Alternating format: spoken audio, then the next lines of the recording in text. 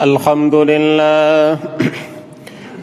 لله نحمده ونستعينه ونستغفره ونؤمن به ونتوكل عليه ونعوذ بالله من شرور أنفسنا ومن سيئات أعمالنا ونعوذ بالله من شرور أنفسنا ومن سيئات أعمالنا من يهده الله فلا مضل له ومن يضلله فلا هادي له ونشهد أن لا إله إلا الله وحده لا شريك له ونشهد أن سيدنا ومولانا محمدا عبده ورسوله أما بعد فأعوذ بالله من الشيطان الرجيم بسم الله الرحمن الرحيم إنا نحن نزلنا الذكر وإنا له لحافظون وقال تعالى إن هذا القرآن يهدي للتي هي أقوم وقال النبي صلى الله تعالى عليه وسلم إن لله أهلين قالوا يا رسول الله من هم قال هم أهل القرآن أهل الله وخاصته وعن علي بن أبي طالب رضي الله عنه قال قال رسول الله صلى الله عليه وسلم من قرأ القرآن واستظهره وأحل حلاله وحرم حرامه أدخله الله به الجنة وشفعه في 10 من أهل بيته كلهم قد وجبت لهم النار أو كما قال عليه الصلاة والسلام۔ معزز علماء کرام،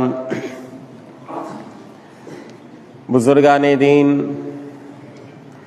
آج کے اس مجلس کے دلہے تکمیل حفظ قرآن کرنے والے طلباء اور مدرسۃ التوحید کے طلباء فضلاء اور عزیز نوجوان اور معصوم بچوں، اللہ کا بے انتہا شکر اور احسان ہے کہ اللہ نے کائنات کی عظیم ہستی کی نسبت پر اور کائنات کی عظیم ترین کتاب کی نسبت پر ہم سب کو یہاں جمع فرمایا۔ جس عظیم ہستی کی نسبت کے اوپر یہ مجلس کا انعقاد کیا گیا ہے، جس ذکر رسول صلی اللہ تعالی علیہ وسلم کے عنوان پر یہ مجلس رکھی گئی ہے، وہ شخصیت کائنات کی وہ عظیم ترین ہستی ہے کہ ان کا ذکر کرنا ہماری ان ناپاک زبانوں کو زیبا نہیں دیتا ہے۔ شاعر اسی وجہ سے کہتا ہے، 1000 بار بشویم دہن زی مشک و گلاب ہنوز نام تو گفتن کمال بے ادبی است۔ حضور اکرم صلی اللہ تعالی علیہ وسلم کی ذات کائنات کی وہ عظیم ترین ہستی ہے کہ اللہ پاک نے جن کے درجے کو قرآن کریم کے اندر جا بجا جو ہیں آپ کے متعلق آپ کے فضائل و کمالات کو ذکر کیا، اور آپ کا اللہ کے یہاں کیا مقام ہے، اس مقام کو اگر پہچاننا ہو تو کائنات کی سب سے عظیم کتاب قرآن کریم سے پوچھئے کہ قرآن کریم کے اندر اللہ کے نبی صلی اللہ تعالی علیہ وسلم کا اللہ کے یہاں کیا مقام ہے، اللہ کے یہاں کیا عظمت ہے ان کی، اللہ کے یہاں کیا قدر ہے ان کی۔ قرآن کریم کے اندر دیکھیے اللہ پاک نے کہ ایک مرتبہ کا واقعہ ہے، اللہ کے نبی صلی اللہ تعالی علیہ وسلم کی مجلس کے اندر صحابہ کرام سے، وہ صحابہ کرام جنہوں نے اپنی زندگیوں کو حضور کے خاطر مٹا دیا، اس دین کی نسبت پر، حضور کی نسبت پر، حضور کے لیے اپنے مٹانے کو انہوں نے اپنے آپ کو پوری تیاری کے ساتھ پیش کیا۔ انہوں نے نہ فقر و فاقہ کو دیکھا، نہ یہ دیکھا کہ ہمارے بعد ہماری عورتیں بیوہ ہو جائیں گی، ہمارے بچے یتیم ہو جائیں گے، ہمارے بنے بنائے باغات اجڑ جائیں گے اور ہماری یہ ساری کے ساری پراپرٹی بے یار و مددگار رہ جائے گی۔ حضور کے لیے اپنا سب کچھ قربان کرنے کے لیے تیار۔ یہی صحابہ کرام کی ایک مجلس ہے، اس مجلس کے اندر حضرت صدیق اکبر رضی اللہ تعالیٰ عنہ، حضرت عمر فاروق رضی اللہ تعالیٰ عنہ کی آوازیں ایک مسئلے کے بارے میں کچھ بلند ہو جاتی ہے، معمولی سی بلند ہو جاتی ہے۔ اب ظاہر ہے کہ ان جانثاروں کی آوازوں کا کچھ بلند ہونا،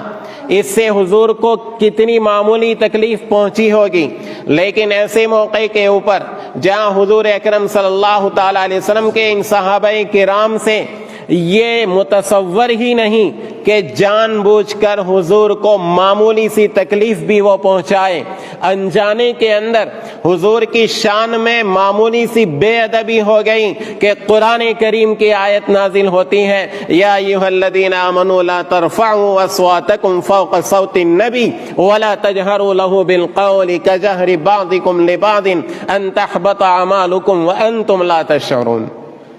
ذرا سوچئے کہ حضور کا اللہ کے یہاں کیا مقام ہے کہ ان کی مجلس میں معمولی آواز کا بلند ہونا بھی اللہ پاک برداشت نہیں کرتے، لیکن اس عظیم ترین ہستی کی مظلومیت کو دیکھیے کہ ابھی مولانا جو نعت شریف پڑھ رہے تھے، سلام اس پر کہ جس نے بادشاہی میں فقیری کی، آپ نے دیکھا ہوگا کہ کائنات کی ایک اس عظیم ہستی کے ساتھ کتنا ظالمانہ برتاؤ کیا گیا، اور کائنات کی اس عظیم ہستی کے اوپر وہ ظلم روا رکھا گیا جو ہم ایک سوسائٹی کے معمولی سے عزت دار آدمی کے ساتھ ہم گوارا نہیں کر سکتے۔ آپ نے سنا ہوگا اشعار کے اندر، آج اگر میری کسی سے لڑائی ہو جائے تو میری مدد کے اندر، میرے فیور کے اندر، میری طرفداری کے اندر میرا بیٹا کھڑا ہوگا، میرا بھائی کھڑا ہوگا، میرا چچا کھڑا ہوگا، تایا کھڑا ہوگا، دادا کھڑا ہوگا،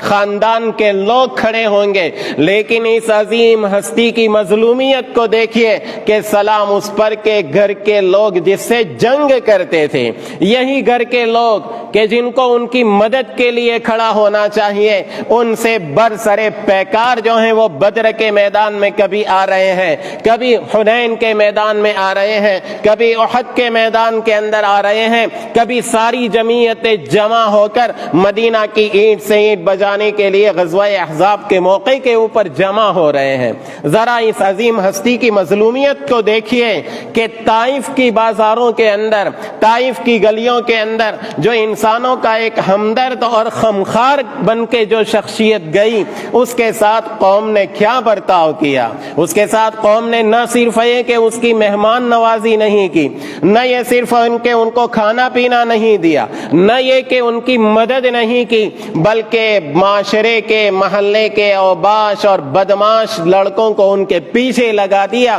کہ آپ کو پتھروں سے مار مار کر لہو لہان کر دیا۔ یہ کائنات کی عظیم ہستی جن کا ہم نام بڑے فخر سے لیتے ہیں، لیکن میرے محترم دوستوں اور بزرگوں، وقت بہت کم ہے، وقت کافی ہو گیا ہے، لہذا میں جو اصل بات کہنا تھا وہ بات رہ جائے گی، اس لیے اپنی بات کو مختصر کرتے ہوئے میں کہوں گا کہ ذرا ہم سوچیں، حضور کے نام لیوا ہے، ہم حضور کے نام کا کلمہ پڑھتے ہیں، حضور کی نسبت کو اپنے ساتھ کرنے کے اندر ہمیں فخر محسوس ہونا چاہیے اور فخر ہم محسوس کرتے ہیں، لیکن ذرا ہم دیکھیں کہ وہ کافروں نے حضور صلی اللہ تعالی علیہ وسلم کے ساتھ جو برتاؤ کیا ظالمانہ، وہ برتاؤ اپنی جگہ کے اوپر بے شک ایک ظالمانہ برتاؤ، اور تاریخ کے سیاہ اوراق میں اس کو لکھا گیا، اور تاریخ کے اوراق میں یہ سب سے سیاہ ترین جو ہیں وہ باب ہیں حضور اکرم صلی اللہ تعالی علیہ وسلم کے ساتھ بدسلوکی کا۔ لیکن ذرا ہم اپنے گریبان کے اندر منہ ڈال کر دیکھیں کہ جہاں حضور سے نسبت کی کی باتیں کرتے ہیں، جہاں حضور صلی اللہ تعالی علیہ وسلم کے ساتھ اپنا رشتہ بتاتے ہیں، جہاں ہم روزانہ اذان کے اندر اشہد ان محمد رسول اللہ کا کلمہ سنتے اور پڑھتے ہیں، اقامت میں سنتے اور پڑھتے ہیں، التحیات کے اندر حضور کے نام پر درود و سلام بھیجتے ہیں، لیکن ذرا ہم دیکھیں کہ حضور اکرم صلی اللہ تعالی علیہ وسلم کا جو حق ہے وہ ہم کتنا ادا کر رہے ہیں۔ خالی زبانی جمع خرچ سے کچھ ہوتا نہیں ہے۔ حضور اکرم صلی اللہ تعالی علیہ وسلم کا حق صرف یہ نہیں آپ پر درود بھیج دیا جائے، آپ پر سلام پڑھ دیا جائے، آپ کی تعریفیں کر دی جائے، یقیناً یہ آپ کا حق ہے، امت کے ایک ایک فرد کے اوپر حق ہے۔ درود پاک پڑھنا امت کے ایک ایک فرد کے اوپر فرض ہے، لیکن کیا کائنات کی اتنی عظیم ترین ہستی کو اللہ پاک نے اس دنیا کے اندر بس اسی لیے اتارا کہ بس تمہارے اوپر اتنا ہی حق ہے کہ تم ان پر درود پڑھا کرو؟ کیا اسی لیے اتارا کہ تم ان کے اوپر سلام پڑھا کرو؟ ارے اللہ کا پاک کو حضور کے اوپر سلامتی بھیجنے کے لیے، حضور پر رحمتیں نچھاور کرنے کے لیے ہمارے درود و سلام کی کوئی ضرورت نہیں ہے۔ اللہ کو جب ان کو نوازنا تھا، اللہ نے زمین سے اٹھا کر آسمانوں کے اوپر ان کو پہنچا دیا۔ اللہ جب ان کو نوازنے کے اوپر آئے، اللہ نے قرآن کے اندر ان کی تعریف کے اندر کلمات کہہ دیے۔ حضور کو ہمارے درمیان اس لیے نہیں بھیجا بس ہم گن گاتے رہیں، حضور کے صلاۃ و سلام پڑھتے رہیں، بلکہ حضور کا ہم پر ساتھ ساتھ یہ حق بھی ہے کہ حضور اکرم صلی اللہ تعالی علیہ وسلم کا سچا اتباع کریں۔ حضور اکرم صلی اللہ تعالی علیہ وسلم کی نری محبت کے دعوے سے قرآن کریم کے اندر ایسی دعوے کرنے والوں کے بارے میں ان کو نصیحت کی ہے، اور ان کو کہا کہ اگر تمہیں حضور سے سچی محبت ہے تو قرآن نے حضور سے سچی محبت کی جو کسوٹی بتائی ہے اس کسوٹی کے اوپر اپنے آپ کو اتارو، اگر اس پر اتر گئے تو تم سچے عاشقان رسول۔ قل ان کنتم تحبون اللہ فاتبعونی، اللہ سے تمہیں محبت ہے تو میرا اتباع کرو۔ اب ظاہر ہے کہ حضور اکرم صلی اللہ تعالی علیہ وسلم کو دنیا کے اندر اللہ نے بھیجا اس لیے کہ آپ کا اتباع کیا جائے۔ یقیناً درود پڑھنا، سلام پڑھنا، آپ کی تعریف میں قصیدے کہنا یہ امت کے اوپر حق ہے، لیکن محض اتنا کرنے سے حضور کا حق ادا نہیں ہوتا ہے، بلکہ اللہ پاک نے حضور اکرم صلی اللہ تعالی علیہ وسلم کو اس دنیا کے اندر بھیجا اس لیے کہ ہر امر کے اندر آپ کا اتباع کیا جائے۔ لقد کان لکم فی رسول اللہ اسوۃ حسنہ، یہ حضور اکرم صلی اللہ تعالی علیہ وسلم کی اتنی عظیم ہستی کو اس دنیا کے اندر جو دنیا کفر و فساد کی آماج گاہ بنی بیٹھی تھی، اس کے اندر آپ کی اس عظیم ہستی کو کیوں اتارا؟ تاکہ امت ضلالت و گمراہی سے نکلے، امت کھانے کا طریقہ سیکھے، امت پینے کا طریقہ سیکھے، امت کمانے کا طریقہ سیکھے، امت خرچ کرنے کا طریقہ سیکھے، امت معاشرت سیکھے، امت معاملات سیکھے۔ تو محترم دوستوں اور بزرگوں، مجھے ایک بات تو یہ کہنے تھی حضور صلی اللہ تعالی علیہ وسلم کی نسبت کے اوپر کہ حضور کا حقیقی حق ہمارے اوپر یہ ہے کہ آج کے اس دور کے اندر آج دنیا مختلف قسم کے لوگوں کو اپنا آئیڈیل اور نمونہ بنا رہی ہے۔ نوجوان تھرکنے اور ناچنے والوں کو اپنا نمونہ بنائے پھرتے ہیں، ہماری ماں بہنیں ناچنے اور تھرکنے والی اور جو ہے وہ اوباش زمانہ عورتوں کا اور فحاش عورتوں کی نقالی کر رہی ہیں، لیکن ادھر قرآن کہہ رہا ہے کہ تمہارے لیے اگر تمہیں اپنے آپ کو آئیڈیل بنانا ہو تو محمد الرسول اللہ صلی اللہ تعالی علیہ وسلم کی ذات ہے۔ اگر بچے ہو تو ابو طالب کے بھتیجے کو جو ہے وہ دیکھو، عبداللہ کے بیٹے کو دیکھو۔ اگر تم نوجوان ہو تو مکہ کی گلیوں کے اندر پھرنے والے اس صادق امین اور پاک باز نوجوان کو دیکھو کہ جن کو جان کے دشمنوں نے صادق الامین کا لقب جو ہے وہ دیا ہے۔ اگر تم بیویوں کے شوہر ہو تو خدیجہ اور عائشہ رضی اللہ تعالی عنہما کے شوہر کو جو ہے وہ دیکھو اگر تم سربراہ ہو، قوم کے لیڈر ہو، قوم کے بادشاہ ہو، تو مکہ کے جو ہے مکہ کے میں جب اختلاف ہوا قوم کے اندر، کفار اس وقت کے سب کافر تھے، اس وقت اختلاف ہوا حجر اسود کے رکھنے کے اوپر، تو اس وقت جو سب سے پہلا فیصل آ رہا ہے اور جس کے فیصلے کے اوپر سارے لوگ راضی ہو گئے، وہ محمد الرسول اللہ صلی اللہ تعالی علیہ وسلم کی ذات کو دیکھو۔ اگر تم تاجر ہو تو خدیجہ رضی اللہ تعالی عنہا کے ساتھ پارٹنرشپ کرنے والے محمد الرسول اللہ صلی اللہ تعالی علیہ وسلم کی ذات کو دیکھو۔ اگر تم جنگ کے سپہ سالار ہو تو بدر و حنین کے اس سپہ سالار عظیم کو دیکھو، اور اگر تم رعایا ہو تو مکہ کے مظلوم ترین محکوم کو جو ہے وہ دیکھو۔ زندگی کے کسی بھی شعبے سے تمہارا تعلق ہو، کسی بھی قسم کے فرد ہو، تمہارے ہر قسم کے شعبے کے اندر محمد الرسول اللہ صلی اللہ تعالی علیہ وسلم کی ذات یہ ہمارے لیے عملی نمونہ ہے، یہ حضور اکرم صلی اللہ تعالی علیہ وسلم کا سب سے بڑا حق ہے۔ لہذا آج ہمیں دیکھنا چاہیے، ہم میں سے ہر ایک کو، سب سے پہلے میں اپنے آپ کو مخاطب کر کے کہوں گا کہ ہر ایک کو یہ دیکھنا ہے کہ حضور اکرم صلی اللہ تعالی علیہ وسلم کے اوپر میں کتنا درود پڑھتا ہوں، میں کتنا سلام پڑھتا ہوں، لیکن ساتھ ساتھ یہ بھی دیکھنا ہے کہ حضور کی سنتوں کے اوپر میرا کیا عمل ہے۔ کیا حضور کے لباس کا جیسا میرا لباس، کیا حضور کے چہرے کے جیسا میرا چہرہ، کیا حضور کے معاشرت کے جیسی میری معاشرت، کیا حضور نے جو تجارت کے جو قوانین ضوابط بتلائے اس کے مطابق میری تجارت ہے یا نہیں۔ یہ سب ہمیں اپنے آپ کو دیکھنا ہے، اور ان سب میں حضور کا اگر اتباع کریں تب جا کے ہم سچے عاشقان رسول صلی اللہ تعالی علیہ وسلم ثابت ہوں گے، اور تب جا کے ہم سچے متبعین رسول صلی اللہ تعالی علیہ وسلم اور حضور کے حق کو ادا کرنے والے ہوں گے۔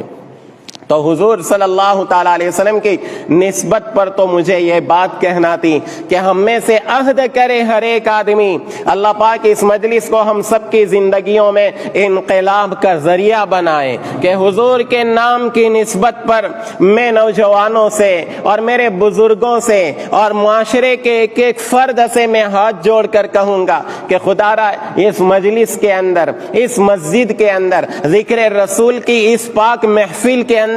ہم عہد کریں کہ اپنی زندگی کا جائزہ لیں گے کہ حضور صلی اللہ تعالی علیہ وسلم کے اتباع کرنے والا سچے طریقے سے میں ہوں یا نہیں۔ اور یاد رکھیے، کوئی گھبرائے نہیں کہ حضور اکرم صلی اللہ تعالی علیہ وسلم کے طریقے کو میں اپناؤں گا، میں حضور جیسا چہرہ بناؤں گا، میں حضور جیسا لباس پہنوں گا، میں حضور کے بتلائے ہوئے طریقے کے اوپر تجارت کروں گا تو گھاٹے میں رہوں گا۔ یاد رکھیے، نفع نقصان کا مالک اللہ ہے،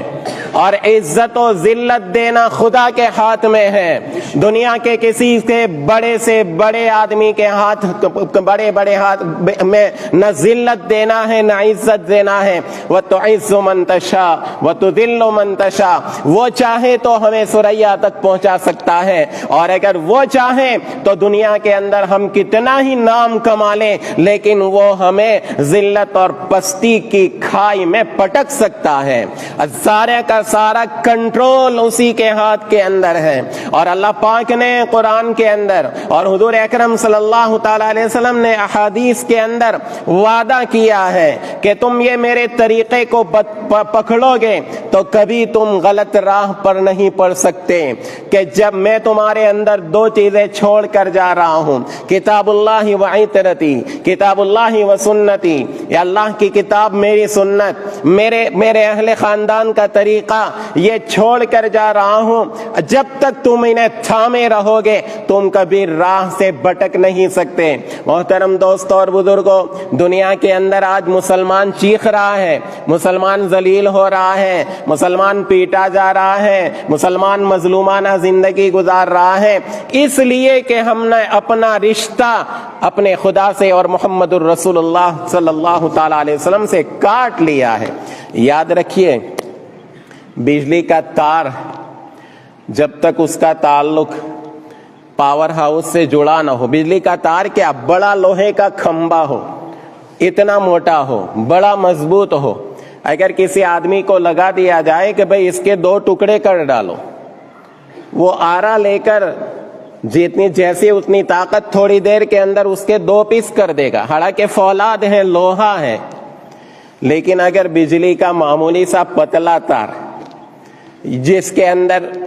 लाइन चालू हो, करंट चालू हो, बिजली चालू हो, उसको कोई काटे तो क्या उसको हाथ लगाएगा? तो वो तार तो अपनी जगह के ऊपर रहेगा, हाथ लगाने वाला मिट जाएगा। क्यों?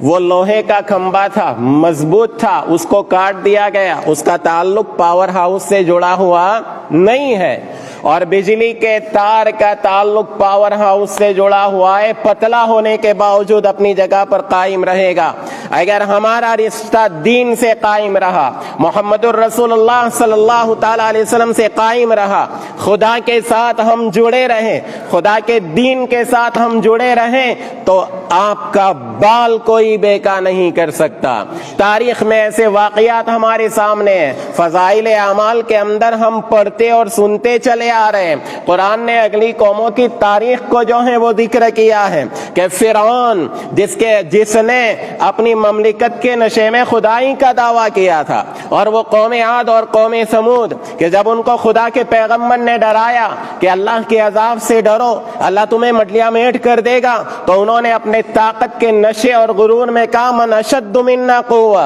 अरे हमसे कौन ताकत में बड़ा हुआ है जो हमें मिटा सकता है। अवलम यरौ अन्नल्लाह अल्लज़ी खलक़हुम हुवा अशद्दु मिनहुम कुव्वा, ये दुनिया की सारी ताकतें अल्लाह के यहाँ मछली के जालों से ज्यादा उसकी कोई हैसियत नहीं है। अल्लाह पाक ने कुरान करीम के अंदर जो है मिसालें देकर हमको समझाया है, व इन्ना अवहनल बुयूति लबैतुल अन्कबूत, के सबसे बोदा और कमजोर जो है वो क्या है, घर, मकड़ी का जाला जो है वो होता है। मसलुल लज़ीना इत्तखज़ू मिन दूनिल्लाहि औलिया कमसलिल अन्कबूत, जिन्होंने खुदा को छोड़कर और माबूद बना लिए, दुनियावी दौलत को, दुनियावी ताकत को, दुनियावी हुकूमत को, अपने जत्थे को, अपनी सल्तनत को अपना खुदा जो है वो बना बैठे हैं। अल्लाह फरमाते हैं खुदा के मुकाबले में, खुदा की खुदाई के मुकाबले में इनकी हैसियत मकड़ी के जालों से भी ज्यादा, मकड़ी से जालों से ज्यादा नहीं है, वो उससे भी गए गुजरे हैं। इनकी हैसियत क्या है, बातिल की हैसियत क्या है? अरे हक के मुकाबले में कभी बातिल न टिका है, न टिक सकेगा, लेकिन अहले हक का वजूद तो चाहिए, अहले हक का हक से कांटेक्ट तो चाहिए, राबता तो चाहिए, खुदा की किताब से हमारा राबता तो चाहिए, खुदा के रसूल से हमारा राबता तो चाहिए। तो अगर हमारा ये रिश्ता मजबूत हो गया तो इंशाअल्लाह ये उम्मत फिर से जिल्लत से बुलंदी की तरफ उठ सकती है। और यही चीज है उम्मत, याद रखिए इमाम मालिक रहमतुल्लाह अलैह फरमाते हैं कि इस उम्मत का आखिर भी उसी जरिए से सलाह पाएगा और उसी जरिए से कामयाबी को पहुंचेगा जिससे इस उम्मत का अव्वले फिरका और अव्वले गिरोह सलाह और अब जो है कामयाबी को और फलाह को पहुंचेगा। लिहाजा हम ये चाहें फलाना कर लेंगे तो कामयाब हो जाएंगे, फलाना कर लेंगे तो कामयाब हो जाएंगे, याद रखिए जहां तक दुनियावी जरूरतें हैं उससे इनकार नहीं किया जा सकता, दुनियावी तालीम से इनकार नहीं किया जा सकता। मैं तो कहा करता हूं कि इस उम्मत को अल्लाह ने खैर उम्मत कहा है, कुंतुम खैर उम्मतिन उखरिजत लिन्नास, तुम लोगों के लिए निकाले गए हो, लोगों के फायदे के लिए निकाले गए हो। ये उम्मत निकाली गई है किस लिए? और उम्मतों की क़ियादत के लिए, और उम्मतों की क़ियादत के लिए, और उम्मतों की इमामत के लिए। लेकिन मैं कहा करता हूं कि जाहिर है कि आप मुसल्ले के ऊपर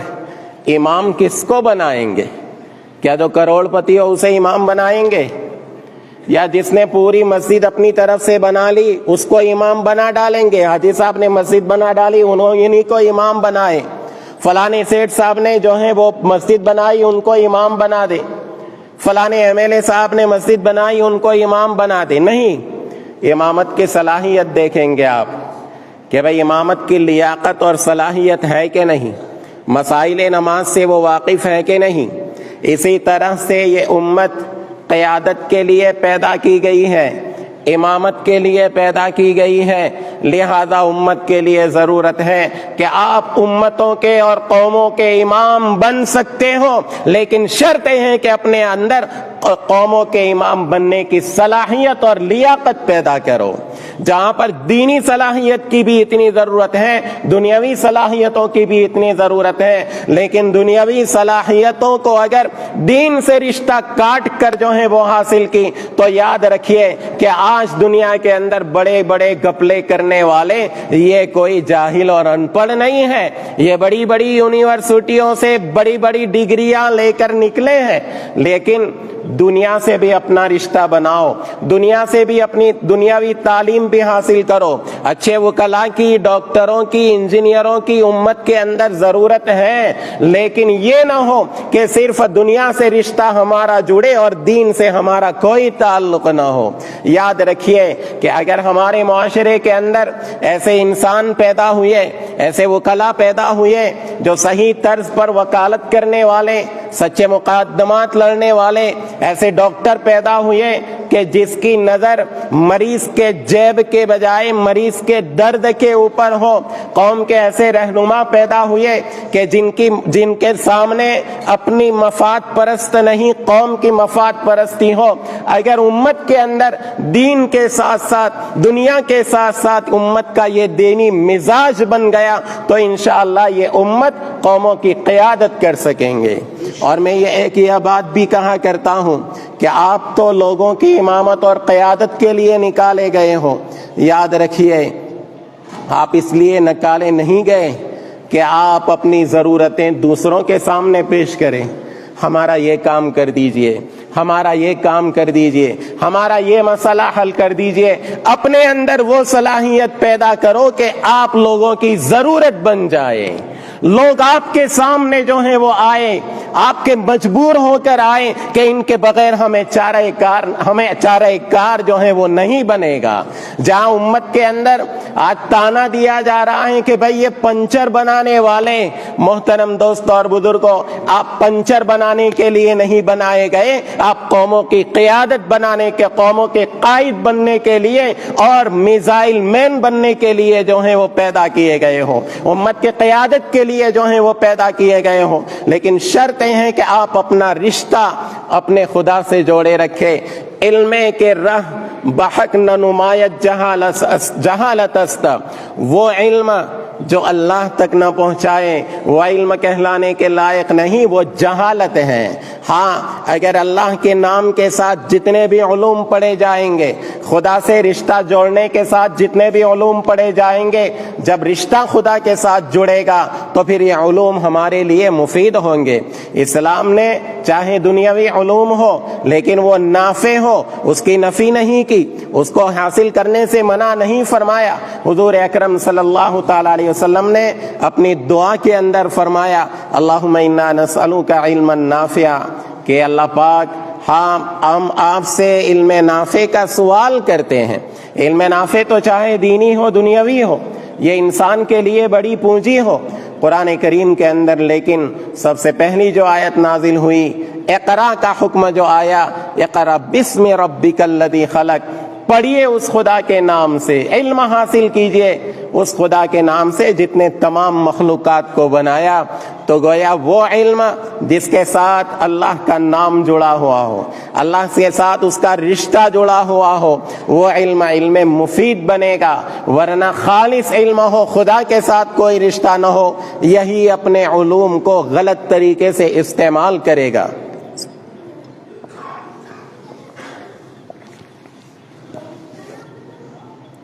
تو خیر دوسری بات جو مجھے عرض کرنی تھی قرآن کریم کے متعلق،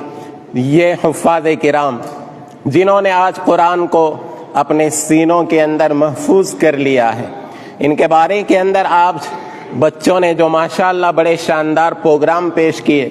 ان میں حضور اکرم صلی اللہ تعالی علیہ وسلم کا یہ فرمان آپ نے سنا ہوگا، جو حدیث حضرت علی ابن ابی طالب رضی اللہ تعالی عنہ کی میں نے آپ کے سامنے پڑھی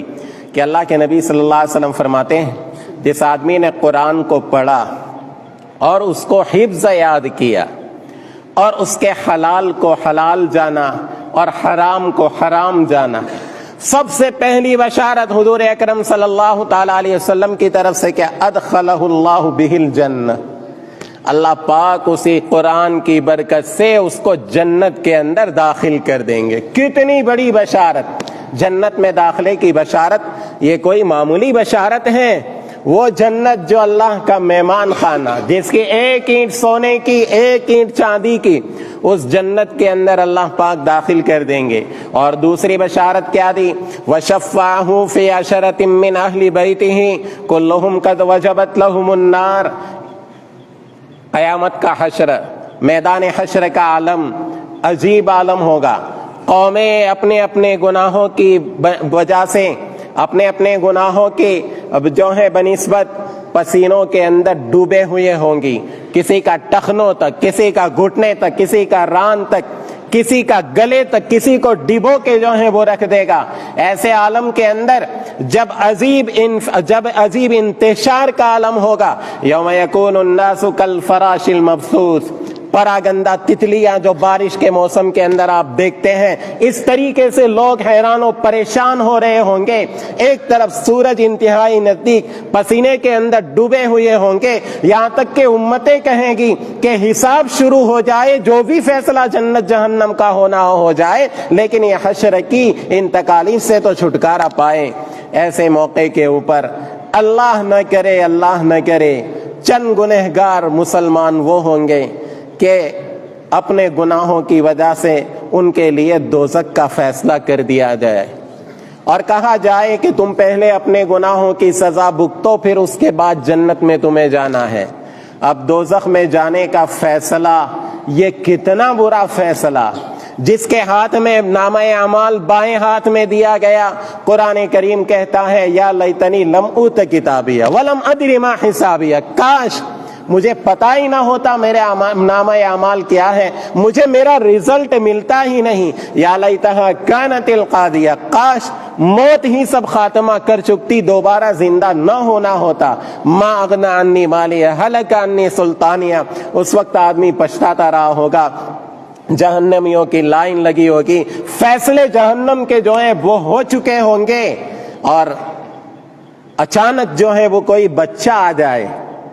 آپ کے پاس، خدا نخواستہ ہم میں سے کسی کا فیصلہ ہو جائے، اللہ ہم سب کی حفاظت فرمائے۔ اللہ اس قرآن کی اور رسول صلی اللہ تعالی علیہ وسلم کی برکت سے ہم سب کا دخول اولی کا اللہ فیصلہ فرما دے۔ لیکن خدا نخواستہ کسی امتی کا فیصلہ ہوا، تمہیں دوزخ کے گناہوں کی سزا بھگتنے کے بعد جانا ہے، اور جہنمیوں کی لائن لگ جائے، اور ایسی لائن لگ جائے مایوسی کا عالم ہو، اور اس وقت آدمی تمنا کرے کاش موت آ جائے، کاش میں ہوتا پیدا ہی نہ ہوتا، کاش مٹی ہو جاتا میں۔ ایسے وقت کے اندر اچانک کوئی لڑکا آپ کا ہاتھ پکڑے،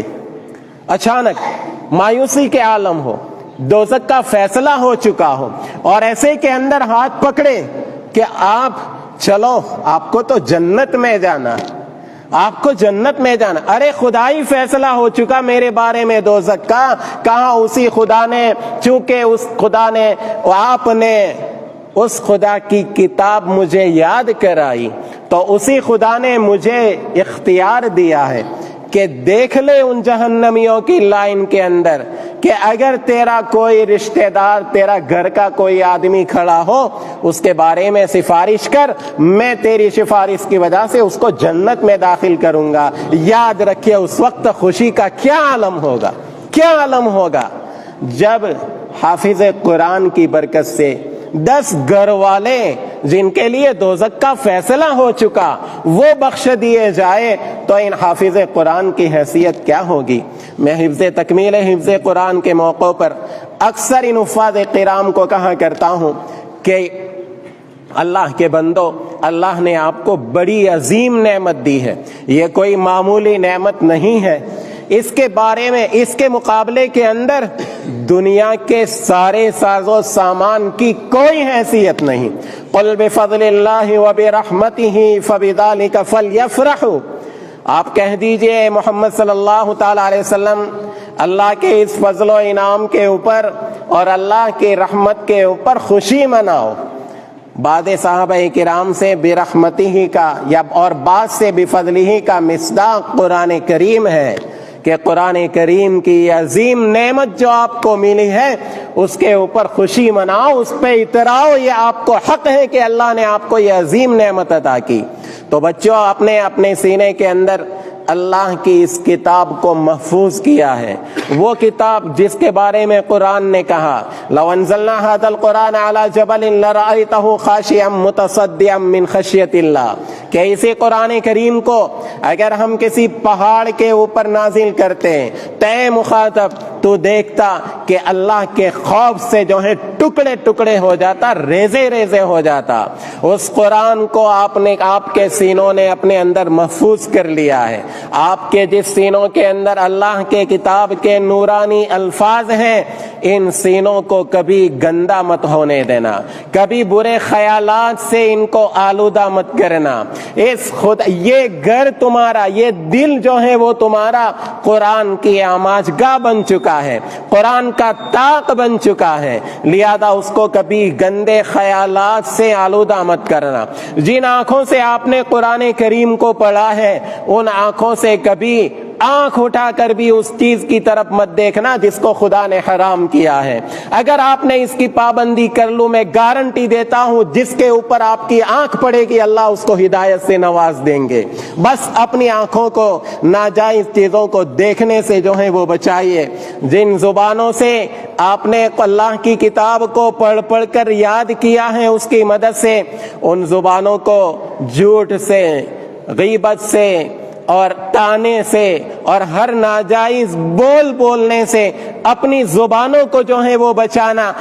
اللہ آپ کی زبان میں وہ تاثیر کرے گا کہ امت آپ کے بول کے اوپر کھڑی ہو جائے گی۔ بس ذرا آپ اس کو کر کے جو ہے وہ دیکھیے، آپ نے ایک عظیم نعمت حاصل کی ہے، آپ نے ایک عظیم مرتبہ جو ہے وہ حاصل کیا ہے۔ آپ نے پڑھ لیا کہ آپ کو قیامت کے دن کہا جائے گا کہ پڑھتے جاؤ اور چڑھتے جاؤ، جنت کے بلند درجات کو طے کرتے جاؤ۔ آپ اپنے منصب کو اور اپنے مقام کو جو ہے وہ پہچانیے کہ اللہ پاک نے کتنا عظیم منصب، کتنا اونچا مقام جو ہے وہ ادا کیا ہے۔ تو آپ سے یہ بات کہنا ہے اور آپ پورے مجمع سے جو ہے مجھے بات کہنا ہے، قرآن کریم کی وہ آیت کی نسبت جو میں نے آپ کے سامنے پڑھی مختصر طور پر، ان ھذا القرآن یہدی للتی ہی اقوم، کہ یہ قرآن وہ راستہ بتلاتا ہے جو اقوم ہے۔ اقوم یہ مبالغے کا صیغہ ہے، عربی زبان کا لفظ ہے۔ مفسرین اس کی تفسیر بیان کرتے، حضرت مفتی شفیع صاحب رحمۃ اللہ علیہ کہتے ہیں سبیل اقوم کسے، سبیل کے معنی راستہ، سبیل اقوم، اقوم راستہ کسے کہتے ہیں؟ سبیل اقوم ایک تو اسے کہتے ہیں کہ جس میں تین باتیں موجود ہوں۔ ایک تو یہ کہ مقصود تک پہنچانے والا ہو، جس منزل کی آپ کو تلاش ہو وہ منزل تک پہنچانے والا ہو، اور دوسرا یہ کہ وہ راستہ مختصر ہو۔ وہ راستہ کیسا ہے؟ مختصر ہو۔ اور تیسرا وصفہ اس میں یہ ہونا چاہیے کہ وہ راستہ ہر قسم کے خطرات سے مامون ہو۔ قرآن اللہ پاک نے مومنوں کی منزل آخرت، مومنوں کی منزل خدا کی رضا، مومنوں کی منزل اللہ کی جنت، مومنوں کا آخری ٹھکانہ اللہ کا مہمان خانہ، تو اللہ فرماتے ہیں ان ھذا القرآن یہدی للتی ہی اقوم،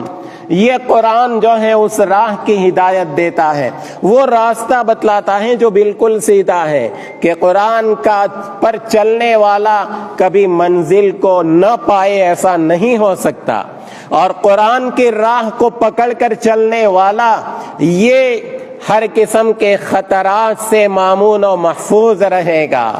اور اسی طریقے سے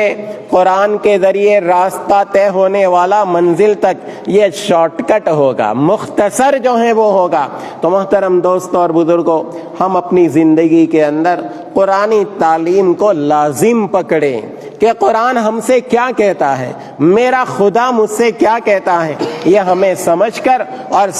کر اس پر عمل کرنے کی کوشش ہونی چاہیے۔ قرآن کریم کے اندر ایک آیت ہے وقال الرسول یا رب ان قوم اتخذوا هذا القرآن مہجورا، کہ قیامت کے دن اللہ کے رسول صلی اللہ تعالی علیہ وسلم بارگاہ الہی میں شکایت کریں گے کہ اے پروردگار، میری اس قوم نے اس قرآن کو چھوڑ رکھا تھا۔ حضرت مفسرین کرام لکھتے ہیں کہ جس طریقے سے رسول اکرم صلی اللہ تعالی علیہ وسلم قرآن کا انکار کرنے والوں کی شکایت کریں گے کہ انہوں نے مانا نہیں، اسی طریقے سے یہ شکایت ان کے حق میں بھی ہوگی جنہوں نے قرآن کو پڑھا نہیں، جنہوں نے قرآن کو سمجھا نہیں، یا سمجھا لیکن سمجھ کر اس پر عمل کیا نہیں۔ گویا حضور اکرم صلی اللہ تعالی علیہ وسلم کہ جن کی سفارش کے ہم محتاج ہیں، یہی حضور اکرم صلی اللہ تعالی علیہ وسلم کل بارگاہ الہی میں ہماری شکایت کرنے والے ہو جائے تو یاد رکھیے کہ پھر ہمارا ٹھکانہ کیا ہوگا۔ لہذا اس قرآن کا حق ہے کہ اس کو پڑھا جائے، اس قرآن کا حق ہے کہ اس کو سمجھا جائے، اور اس قرآن کا حق ہے کہ اس کو سمجھ کر عمل کیا جائے۔ ہم نے قرآن کا یہی حق سمجھ لیا ہے صرف کہ بھئی صرف پڑھ لو،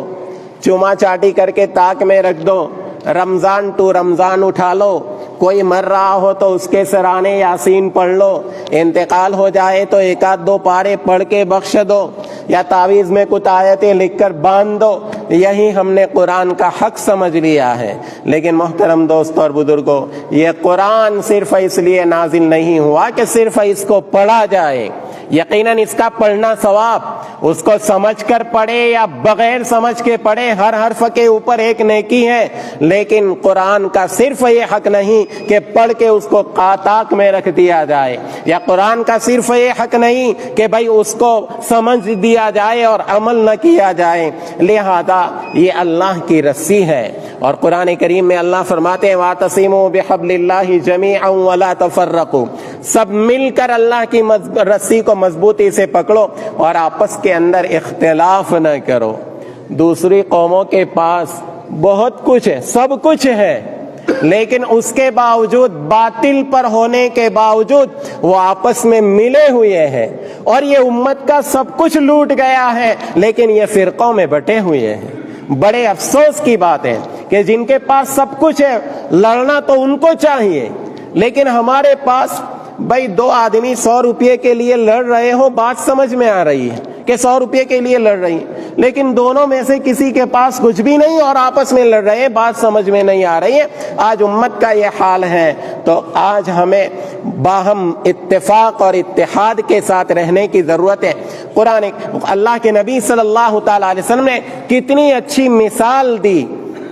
مثل المؤمن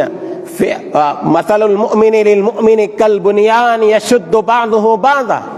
آپ نے پوری امت مسلمہ کو ایک عمارت کے ساتھ تشبیہ دی۔ یہ عمارت جو بنی ہوئی ہے، اس کے ایک کھمبے کو 10 آدمی 50 آدمی مل کر بھی ہٹانا چاہے ہٹا نہیں سکتے اپنی جگہ سے۔ یہ ہے کیا؟ اس میں ریت کے ذرات ہیں، بالو ہے، کپچی ہے، سیمنٹ ہے۔ سیمنٹ کی ایک چپٹی لے آپ، پھونک مارے اڑ جائے گا، بالو کی ایک چپٹی لے پھونک مارے اڑ جائے گا۔ اس میں لوہا سلیے کو ہاتھ میں لے کر آپ اس کو فولڈ کر سکتے ہیں، موڑ سکتے ہیں، لیکن یہ سب جب آپس کے اندر مل گئے تو بلڈوزر کے بغیر اس کو ہلایا نہیں جا سکتا۔ تو امت مسلمہ کو کہا کہ اگر آج سب مل کے جو ہیں وہ کیا ہے رہے، تمہاری مثال تو عمارت کی سی ہے کہ ایک ایک ذرہ اگر بن جاؤ گے تو ہوا کے جھونکے تمہیں اڑا لے اڑیں گے، لیکن اگر سب آپس کے اندر اگر متحد ہو گئے، دنیا کی بڑی طاقت تمہیں ٹس سے مس نہیں کر سکتی۔ اللہ پاک ہم سب کو عمل کی توفیق نصیب فرمائے، اس قرآن کی تعلیمات پر عمل کرنے کی توفیق نصیب فرمائے، اور حضور صلی اللہ تعالی علیہ وسلم کے جتنے حقوق ہیں ان حقوق کے اوپر عمل کی توفیق عطا فرمائے۔ مبارکبادی کے قابل ہیں یہ طلباء، ان کے والدین اور ان کے رشتہ دار، اور خاص کر کے اس مدرسے کے منتظمین اور اس کے اساتذہ کہ جنہوں نے ان ذروں کو ہیرا بنا کے آپ کے سامنے پیش کیا۔ اللہ سب کی کوششوں کو کامیاب فرمائے۔ جنہوں نے ہمت افزائی کے لیے انعام دیے، اللہ ان کے ہدیوں کو بھی اور ان کے سوغات کو بھی اللہ پاک قبول فرمائے، اور اللہ پاک مرتے دم تک قرآن کو ان کے سینوں کے اندر محفوظ رکھے۔ اس ادارے کو اللہ پاک دین دونی رات چوگنی ترقیات سے مالا مال فرمائے۔ آپ لوگوں نے مجھے برداشت کیا، جزاکم اللہ۔ کہنے میں کوئی بات ایسی ہو گئی جو آپ کو بری لگی ہو تو میں دل سے معافی چاہتا ہوں، انسان ہوں، خطا ہو سکتی ہے، دل سے معافی چاہتا ہوں، معاف فرمائیں۔ اللہ ہم سب کو مل جل کر رہنے کی توفیق عطا فرمائیں۔ وآخر دعوانا الحمد